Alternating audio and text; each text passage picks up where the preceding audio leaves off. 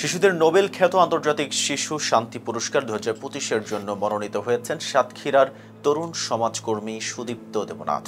শিশু সুরক্ষা, জলবায়ু ন্যায় বিচার ও শিক্ষার প্রসারে বিশেষ ভূমিকার স্বীকৃতি স্বরূপ তিনি এই মর্যাদাপূর্ণ মনোনয়ন পেয়েছেন।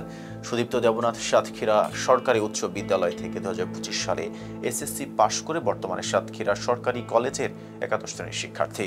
তিনি শহরের মাস্টারপাড়ার বাসিন্দা যামিনী কুমার দেবনাথ ও সেজুতি দেবনাথ দম্পতির সন্তান।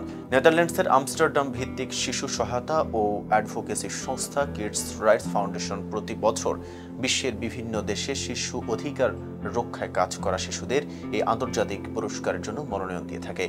গত 3 বছর ধরে উপকূলীয় অঞ্চলে শিশু অধিকার, বাল্যবিবাহ প্রতিরোধ, শিশু শ্রম বন্ধ ও শিক্ষার প্রসারে নিরলসভাবে কাজ করে আসছেন সুদীপ্ত। তিনি গ্রামীণ ও অনলাইন দুই ক্ষেত্রেই সচেতনতা সৃষ্টির মাধ্যমে সমাজে ইতিবাচক পরিবর্তন আনছেন। তার নেতৃত্বে একাধিক বাল্যবিবাহ প্রতিরোধ হয়েছে এবং অসংখ্য পরিবার তাদের সন্তানদের শিক্ষার গুরুত্ব সম্পর্কে সচেতন হয়েছে।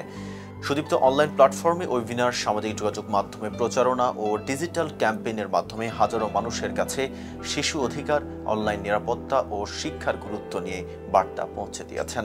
পাশাপাশি মাঠ পর্যায়ে আয়োজন করেছেন কর্মশালা ও সম্প্রদায় ভিত্তিক বিভিন্ন কার্যক্রম, যা শিশুদের সুরক্ষা ও শিক্ষায় আগ্রহ বাড়াতে ভূমিকা রাখছে।